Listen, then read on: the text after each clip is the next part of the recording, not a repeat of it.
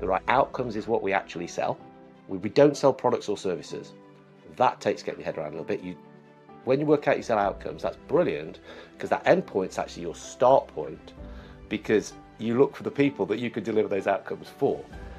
Go and talk to them and then go through those elements of a selling process. And it's as simple as that, but with levels of complexity depending on the complexity of the sale. You're listening to the Sales Today podcast, and I'm your host, Fred Copestake. On this podcast, we explore how sales professionals can develop a modern approach to winning business, the application of virtual selling techniques, how to create meaningful business relationships, and much more. Why not take our free collaborative selling scorecard to see how your sales approach suits today's environment? You'll find a link in the show notes. And welcome to the Sales Today podcast, where I'm delighted to be joined today by James Michael. Today it's going to be a bit different. We're going to turn things upside down, which is kind of relevant because James is sat in Australia and I'm sat here in the UK. And the reason I sort of say we're going to do this is that James is going to interview me more than I'm going to interview him. So yeah, we thought we'd have a bit of fun turning it around like this. It's almost like selecting the mode, isn't it? If you can sit in the middle, you can go, what's the best mode that I need to deploy now? This person is saying stuff. They're thinking out loud. Shut up. Move to think. So take note of what they're saying, pick up on some decent stuff that we could then put back to them. Or, right, I'm going this way because I'm into presentation mode, or I'm going to table an idea. Let me be rattling the cage a little bit, or shining a light, putting a perspective in. I'm going into talk mode, but then I'm probably going to go back into here. So you're being very selective about where you're putting yourself to what you're doing at that time for the best outcome for the customer. You can almost grab a hold of one of the Coveyisms, right? Seek first to understand and then to be understood, right?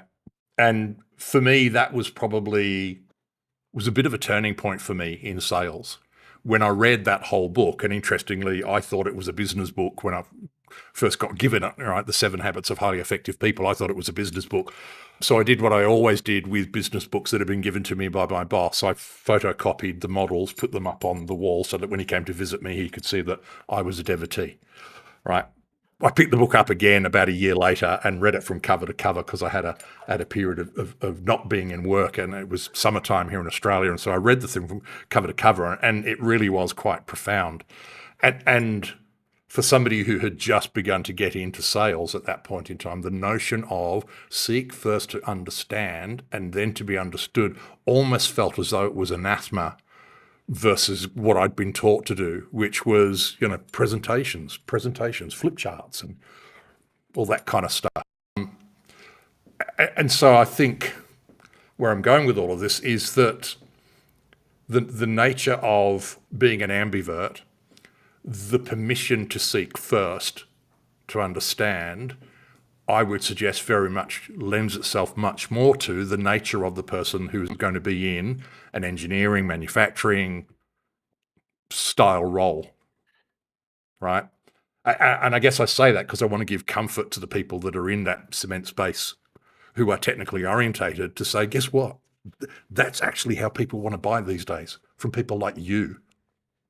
Yeah, and well, let's double up on the comfort then.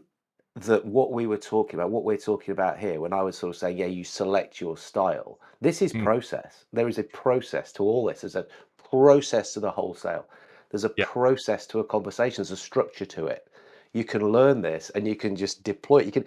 You can tick off the stages you're going through in the conversation to make it work best for the customer. Now, it might mean flicking between those two different styles, but you're going from there to there to there to there. And if you follow that, you're going to be successful. You will get to, and if you are extrovert, you will get to talk about yourself eventually. Don't worry. It's okay. We're not saying never do that. There is a time. But in the order, the process, the seeking first to understand is more about the listening, the questioning, the curiosity, the getting to understand what's going on to be able to solve a problem. Problem solving. Now, we don't want to jump in to solve the problem too quick. I see that sometimes. The other thing that I think is a bit different now, you said something there, which was, I think you said to get permission to understand. we've got to do something a bit different at the beginning than we were doing a couple of years ago. In that, rather than, yeah, let me ask you some questions, I'm not going to answer them as a customer. I'm too busy. I've got problems I'm trying to solve. I'm not here to sit and answer you a bunch of stuff. So at the beginning, we've got to give something that kind of earns the right for us to go into that. And this is the bit I think people get uncomfortable with, which is that it's having a guess. It's making an assumption. You know, all the stuff that trainers say, don't assume, it makes an ass of you and me, and stand Yeah. there as if they've delivered some wonderful piece of philosophy. You've actually got to have a punt at what you think is probably going on in their world. So let me change the language to make people more comfortable. It's a hypothesis. You deliver your hypothesis of this is what's probably happening. They go, oh my God, it's like you're inside my head. It is. You know my world. Yeah. Let's explore this. Bang. And some people, I find, struggle with that piece early. Say, I can't. I've got to ask them straight away. Actually, I'm pleased they say that, but there's this tweak now in that you've actually got to tell them something and give them something a little bit early, and then shut up and go into question mode. Yeah. I love that. And the power of that, it was very apparent for me when I kicked this business off in January 2018. So I'd never been a recruiter before. I'd been the general manager of a recruitment firm, one of the global recruitment firms, Adecco. I had been an internal HR director, and we'd set up internal recruitment functions, but I had never been a direct one-to-one kind of recruiter. And as I launched the business, I did it knowing that I wanted to do it differently, and I knew that I wanted to be able to kind of bring the psychology to bear that I was very, very familiar and comfortable with. And hence the name became Justified Talent deliberately, because I wanted to be able to say to my marketplace, I can readily justify why I'm presenting this person to you, right? However, the strap line in the very early days of who we are, our elevator pitch was, I'm James Michael from Justified Talent. We work with Australian small to medium enterprise to recruit professional and managerial staff. So as it turned out, I was just another tosser recruiter out there trying to fill whatever possible role was open, right? I mean, seriously, professional and managerial staff, small to medium enterprise, right? And so Were you innovative? Because you've had an innovative as well, James, just to hit the trio on that. It's the other word you need in the generic. Sorry, I mean the. yeah. Starts with a W. And I like that you started with we as well. That's awesome. Yeah. But in Sorry, I June, interrupted you.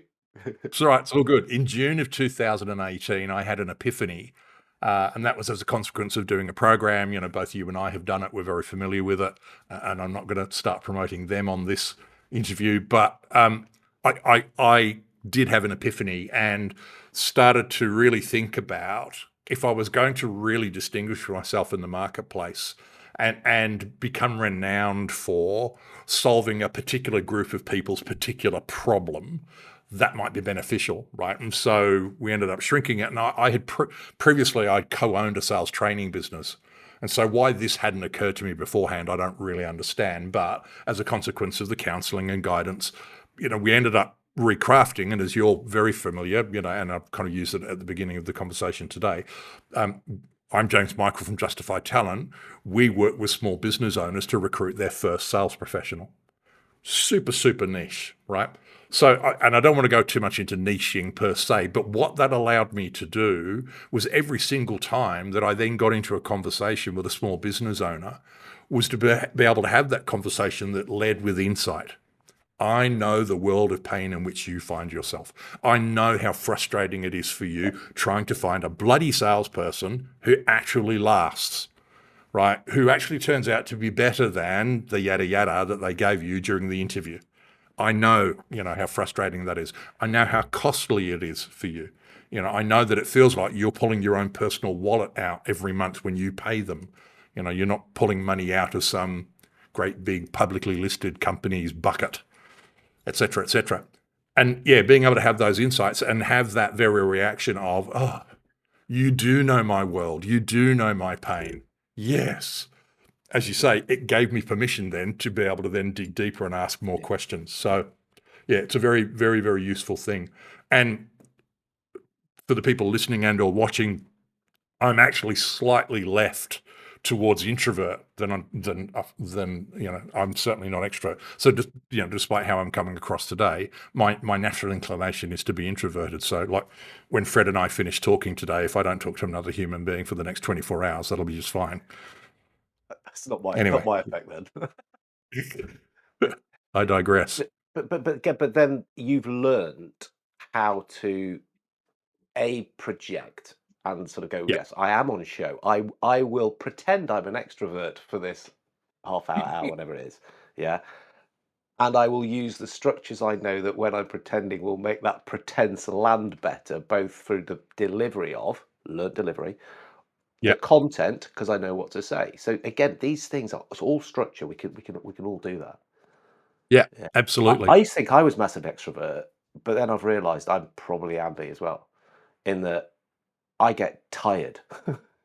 Yeah, Everyone gets tired. Yeah. Oh, Fred, well, that's amazing. You get tired. But no, but sometimes it's just I don't want to see people. Same. My wife thinks that's really weird, but you spent all day talking to people. I go, exactly. I've used up all my niceness. yeah, I've said that before. absolutely right. Yeah.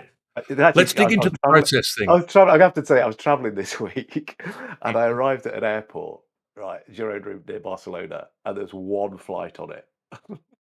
One flight going out. It's the spookiest thing. And when I go to airports, there's often too many people. I don't like it. I was very uncomfortable with this. Nobody being around in the airport at all. If, am I in the wrong place? Is it shut? Are they Yeah, not going right. to bother because it's not worth it? So yeah, you can go a bit too far on that. Yeah, absolutely. Where are we I going want to then? dig Where are we into going? the process piece. Yeah. Um, so many years ago, I heard the founder of McDonald's, Ray Kroc, being quoted, and the phrase that was quoted is, "If you've got a problem, make it a procedure, and it won't be a problem anymore." Right. And for those of us familiar with McDonald's, certainly the McDonald's of yore, because these days there's very little human interaction. If you go into a McDonald's, it's all screens that you press, et cetera, et cetera. But back in the day, you would go to a McDonald's store and you would hear the kid, because they were always kids, you would hear the kid following a process. Right? Do you want fries with that? Do you want a shake with that? You'd hand over a £20 or a $20 note, and the kid would say, from 20, right? And or from 10 or from 5, whatever it was you were handing over, that they had to utter. And so therefore there was this kind of implied contract between you and them that, yeah, that's what you'd handed over, et cetera, et cetera. Got a problem, make it a procedure, and it won't be a problem anymore. Fast forward to recent time in selling, certainly in B2B, and there is a plethora of frameworks out there today, right? Spin, Bant, Medpic. I mean, you name it. There's a gazillion of them, and I don't say that in a way that's derogatory. It sounded, my tone of voice sounded as though it was derogatory. It's not. I think it's great. I think it's fantastic. And I know you've got a particular thing for frameworks. Let's talk more about that. Yeah, again, it's like when you've got something that you can follow and you can sort of hang your activity in, and then you can sort of build things beneath. But actually, when you just talk about McDonald's, I was scribbling down here that, when the kid who's sort of, I don't know, what, 16, 17, 18, handed over this thing, kid working at McDonald's, that kid could be a manager at 20 because they've used the process to do the job they started with. There it is in a process to train them as a manager, a process to manage a restaurant, and then they are in a pretty senior position pretty quickly because the Yeah. processes work. And the bigger level, I also read that McDonald's has made more millionaires than any other company in the world because the All right. process that they have for their Very well, I imagine. franchisees. Yeah, Yeah. yeah, yeah. Yeah. But yeah, but sort of process. I do. I like having that framework. It's easier to train, but that's self-centered. It's easier for people to apply. That's outcome-centered.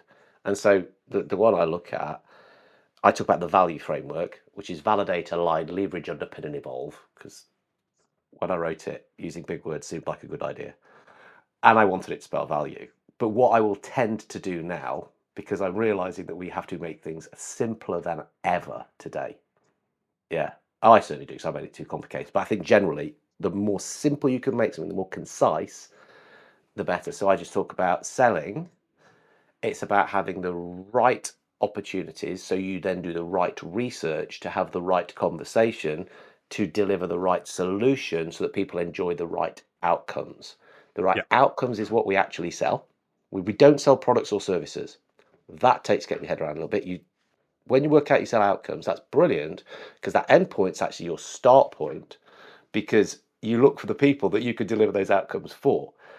Go and talk to them and then go through those elements of a selling process. And it's as simple as that, but with levels of complexity depending on the complexity of the sale. Because as you go more complex sale, more people, longer cycle, more sophistication in what the solution is going to involve, there's sort of deeper levels of stuff you need to do. But all that stuff can be templated, and there's frameworks and processes and stuff within it.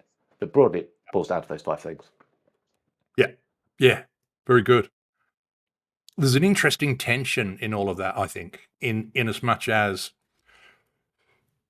in many ways what we're describing is almost paint by numbers, right? Follow the bouncing ball. Just do this, then this, then this. If this, then that. If that, then this. So you've got those deviations. So it in many ways kind of simplifies the journey, number one. Number two, to your point, that increasingly today, the attention span is so poor of almost everybody that we've got to bring everything down to bite-sized chunks. Yet at the same time, we're also in a world that's evolving so incredibly that having thinking power up here and creative juice up here is even more important today, right? I believe. So there's an interesting tension there between follow a process in a set way, simplify it as much as you possibly can, whilst at the same time, you also need to be creative and inventive and explorative, et cetera, et cetera. What do you think about all that? Yeah, no, I think it gives you space to. I mean, I've always joked that kind of like the reason I like process so much is that it means I can use my limited brain power to do the important thing, which is to be thinking about the customer and to be sort of managing the conversation and bringing in the insights and perspectives, rather than Yeah, thinking, what am I actually supposed to be doing now? And kind of using all the processing on that. It's like, I know what I should be doing now because we're at this stage of the process. This is the tool, the technique, the way of thinking I'm going to use. Awesome. Right, now I can channel the energy into thinking about the customer and bringing that thing to them. So it's just giving us surety that we're at the right place at the right time to do the right thing. So yeah, that's why I do it. It's not about being a robot. I know people kind of will sometimes go, well, oh no, no, and that's actually more probably extra, isn't it? That, oh no, I've got my style. Brilliant, bring your style to it. Please have a style. That's what we want. But don't let your style be, yes, but I'm such a natural. Not sure it's such a thing. Another conversation, I guess. I have my way. Okay, well, if your way is broadly, because all those processes have a similarity to them, as long as it's broadly that, if you've got something that's so different, unless it is amazingly good that you could kind of model it, write a book on it, and sell it, it's probably not going to serve you so well. So yeah, that's why I like it. Gives us space to do what we do as humans really well. To round out then for the Sales Today podcast, where can people get in touch with you if they wanted to sort of discuss this more or kind of hear a bit more, the psychometric or the assessment that you mentioned? Where do they get in touch? yeah. Probably the best place to kind of find me is going to be LinkedIn. So it's just James Michael, based in Orange in Sydney. Alternatively, hop onto the website, which is justifiedtalent.com. And yeah, you'll find my ugly mug up there on a video and some little buttons you can press to make contact. Awesome, and we'll pop a link to that into the show Cool. notes as well. So brilliant. Excellent. Well, thanks for taking the time to sort of turn the tables and to extract some stuff. And to be fair, you've shared loads of good stuff too. So Thank you, mate. yeah, I've really enjoyed it. Thank you for listening to the Sales Today podcast with me, your host, Fred Copestake. I hope you've enjoyed what you heard today. If you did, please get in touch and hit subscribe.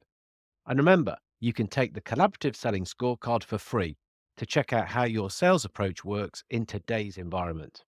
You'll find it in the show notes.